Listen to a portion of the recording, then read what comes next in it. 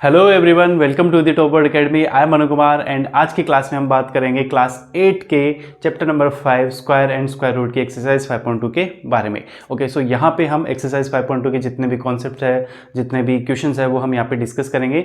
और इससे पहले वाली क्लास में हमने एक्सरसाइज 5.1 के क्वेश्चंस डिस्कस किए थे, तो उसका लिंक मैंने डिस्क्रिप्शन में दिया है, तो वहाँ जाके आप उसको चेकआउट कर सकते हो। Okay, so without any further delay let's get started. Okay, तो बात करते हैं क्वेश्चन नंबर 1 की। तो क्वेश्चन नंबर 1 में बोला गया है कि find the square of the following numbers. Okay, तो यहाँ पे हमें क्या करना है, नंबर्स गिवन है, इनका हमें स्क्वायर फाइंड आउट करना है। तो स्क्वायर फाइंड आउट करने के लिए हम क्या करते हैं, उसी नंबर को सेम नंबर से हम मल्टीप्लाई कर देते हैं। सिंपल सा तरीका तो क्या है, सेम नंबर को सेम नंबर से मल्टीप्लाई कर दो तो वो आ जाता है उसका स्क्वायर। ठीक है, अगर 4 है, मैं 4 को 4 से मल्टीप्लाई कर दूँ तो कितना आएगा 16। तो 16 क्या हो जाएगा 4 का स्क्वायर। ओके, सो यहाँ पे फर्स्ट मेथड में हम करेंगे कि सेम नंबर को सेम नंबर से मल्टीप्लाई कर दें, और उसका एक मेथड और है, वो भी हम यहाँ पे डिस्कस करेंगे कि कैसे हम स्क्वायर फाइंड आउट कर सकते हैं। ओके, सो देखो ये क्वेश्चन देखते हैं हम। तो यहाँ पे सबसे पहले हमारे पास एक नंबर है 32। तो 32 का स्क्वायर हमें फाइंड आउट करना है। तो यहाँ पे मेथड 1 में लिख देता हूँ, मेथड 1। तो मेथड फर्स्ट जो है, इसमें बेसिकली हम क्या करेंगे, 32 को 32 से ही मल्टीप्लाई करेंगे।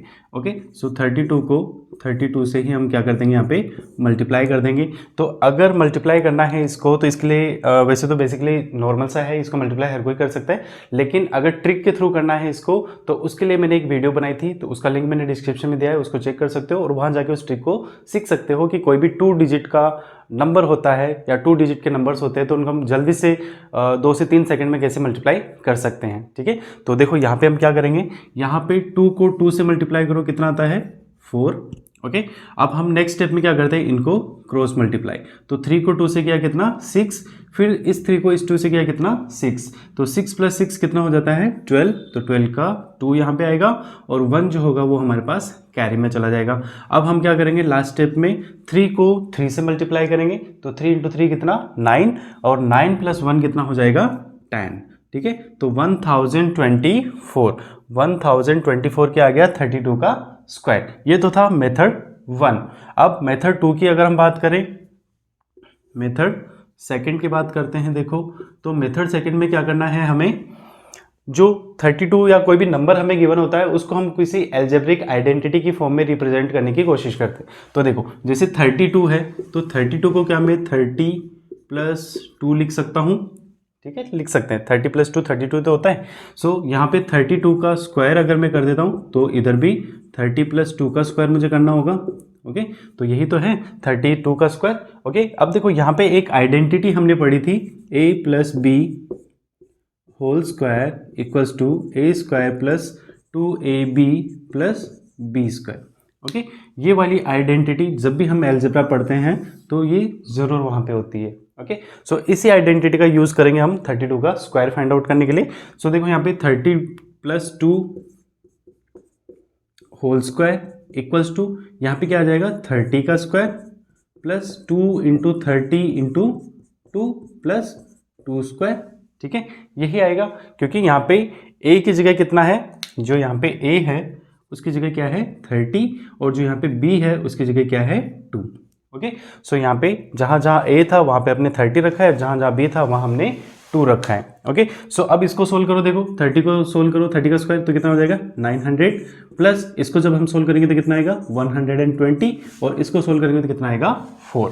ओके, इन सबको ऐड कर दो तो ये कितना आने वाला है 1024। ओके, सो ये मेथड फर्स्ट और मेथड सेकंड का यूज करके हम किसी भी नंबर का जो स्क्वायर है वो फाइंड आउट बड़े ही आसानी से कर सकते हैं। ठीक है, अब देखो यहाँ पे एक और क्वेश्चन है, इसको भी देख लेते हैं। सेम ही क्वेश्चन है, नंबर चेंज है 86। तो 86 के लिए वही मेथड फर्स्ट अगर हम करना चाहें, तो मेथड फर्स्ट के लिए हम क्या करेंगे, 86 को 86 से ही मल्टीप्लाई कर देते हैं। तो देखो 6 को 6 से किया कितना 36, 36 का 6, और 3 जो है वो हमारे पास आ जाएगा किसमें, कैरी में। ठीक है, अब नेक्स्ट स्टेप में हम क्या करेंगे, 8 को 6 से, फिर इस 8 को इस 6 से। तो 8 × 6 = 48, 8 × 6 = 48, 48 + 48 कितना हो जाएगा 96, 96 + 3 99। तो यहाँ पे 9 आ जाएगा, और कैरी में हमारे पास क्या रह जाएगा 9। अब हम नेक्स्ट स्टेप में क्या करते हैं, इस 8 को 8 से मल्टीप्लाई करेंगे। तो 8 × 8 कितना होता है 64, 64 + 9 कितना होता है 73। ओके, 64 8 इंटू 8 64, 64 प्लस 9 कितना 73। तो 7396 क्या आ जाएगा 86 का स्क्वायर। तो ये तो हमने मेथड 1 का यूज़ किया और 86 का स्क्वायर फाइंड आउट किया। अब यहीं पे हम मेथड सेकंड भी लगाते हैं। ओके, यहीं पे हम मेथड सेकंड यूज़ करेंगे। तो उसमें हमें क्या करना है, 86 है, इसका मुझे स्क्वायर चाहिए। तो क्या मैं 86 को 90 माइनस 4 लिख सकता हूँ? 90 माइनस 4, देख लो 86 क्या होता है, 90 माइनस 4 ही तो होता है 6। ठीक है, सो 90 माइनस 4 कितना हो जाएगा 86। अब मुझे इसका फिर से स्क्वायर करना है, तो 86 का स्क्वायर इक्वल्स टू 90 माइनस 4 का होल स्क्वायर, ये मैं बोल सकता हूँ। ओके, अब यहाँ पे एक आइडेंटिटी और हमने पढ़ी थी, a minus B whole square equals to A square minus 2ab plus B square. ठीक है, ये वाली आइडेंटिटी भी जब हम अलजेब्रा पढ़ते हैं तो वहाँ पे जरूर पढ़ते हैं। ठीक है, अब देखो इसी आइडेंटिटी का हमें यूज़ करना है 86 का स्क्वायर फाइंड आउट करने के लिए। तो इसके लिए हम क्या करेंगे, जहाँ जहाँ पे a है वहाँ पे हम 90 रखेंगे और जहाँ जहाँ पे b है वहाँ पे हम 4 रखेंगे। ठीक है, तो देखो 90 square minus 2 into A B, that is 90 into 4 plus 4 का स्क्वायर। ठीक है, इस तरीके से हम इसको लिखेंगे। अब यहाँ पे देखो इसको सोल्व करते हैं, तो 90 का स्क्वायर कितना हो जाएगा 8100, है ना, 8100, और यह कितना आ जाएगा 2 इंटू 4 कितना 8, और ये कितना आ जाएगा 720, और 4 का स्क्वायर कितना आ जाएगा 16। ठीक है, 2 इंटू 4 कितना 8, 8 इंटू 9 कितना हो जाएगा 72, तो 720, और उधर आ गया कितना प्लस 16। जब इसको हम सोल्व करेंगे तो हमारे पास कितना आ जाएगा 7396। ठीक है, तो इन दोनों मेथड्स का यूज़ करके हम किसी भी नंबर का स्क्वायर जो है वो इजीली फाइंड आउट कर सकते हैं। सो आई होप ये क्वेश्चन समझ में आ गया होगा, बहुत ही ईजी क्वेश्चन था। ठीक है, तो चलो नेक्स्ट क्वेश्चन देखते हैं। ओके, सो बात करते हैं क्वेश्चन नंबर 2 की। तो क्वेश्चन नंबर 2 में हमें बोला गया है write a Pythagorean triplet whose one member is, है ना, write Pythagorean triplet whose one member is, यहाँ पे फर्स्ट है 6 और सेकंड क्वेश्चन में हमें गिवन है 16। ओके, सो यहाँ पे थोड़ा सा एक कॉन्सेप्ट हम समझते हैं। देखो एक ट्राइंगल की बात करें जिसमें एक एंगल जो होता है वो 90 डिग्री होता है, इसको बोलते हैं राइट एंगल ट्राइंगल। तो इस राइट एंगल ट्राइंगल में बेसिकली क्या है, यहाँ पे ये जो होता है ये हाइपोटेन्यूज होता है, और ये जो होता है बेस, और ये होता है परपेंडिकुलर। मान लो मैं यहाँ पे इसको बोल देता हूँ, ये है A, ये है B और ये है C। तो इसमें पाइथागोरस थ्योरम अगर हम लगाते हैं तो होता है b square equals to a square plus c square, ये वाली पाइथागोरस थ्योरम है। तो यही पाइथागोरस थ्योरम यहाँ पे पाइथागोरियन ट्रिपलेट को फाइंड आउट करने के लिए हम यूज़ करते हैं। ओके, बट यहाँ पे एक छोटा सा चेंज होता है। देखो क्या, कि जो पाइथागोरियन ट्रिपलेट होते हैं उनको हम डिफाइन करते हैं उनको 2m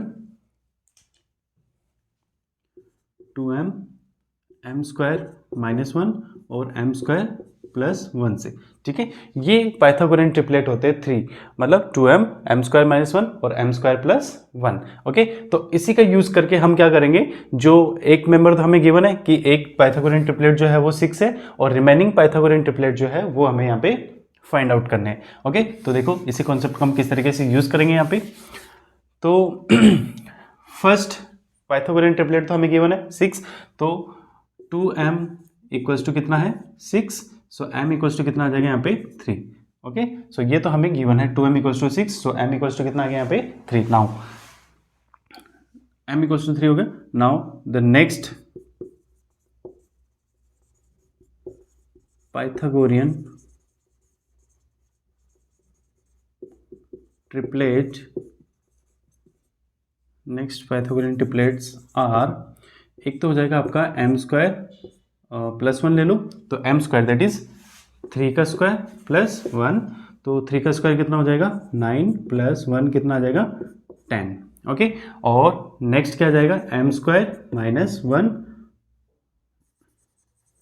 m square minus 1, m कितना है 3 स्क्वायर माइनस 1 कितना आ जाएगा यहाँ पे 9 माइनस 1 कितना आ जाएगा 8।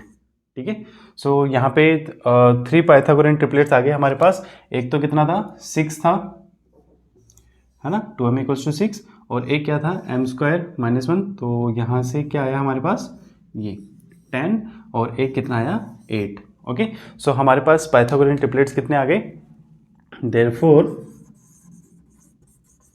therefore 6, 8 and 10 are Pythagorean triplets। ठीक है, ये हो गया इस क्वेश्चन का आंसर। देखो नेक्स्ट क्वेश्चन देखते हैं, ये भी सेम ही है, बस नंबर यहाँ पे चेंज हो गया हमारा। तो नंबर क्या है हमारे पास 16। तो देखो 16 के लिए हम क्या करेंगे, यहाँ पे फिर से भाई 2m इक्वल्स टू कितना है हमारे पास 16, तो m इक्वल्स टू कितना आ गया हमारे पास 8। ओके, कैसे है, 16 को 2 से डिवाइड कर देंगे तो 8 आ जाएगा।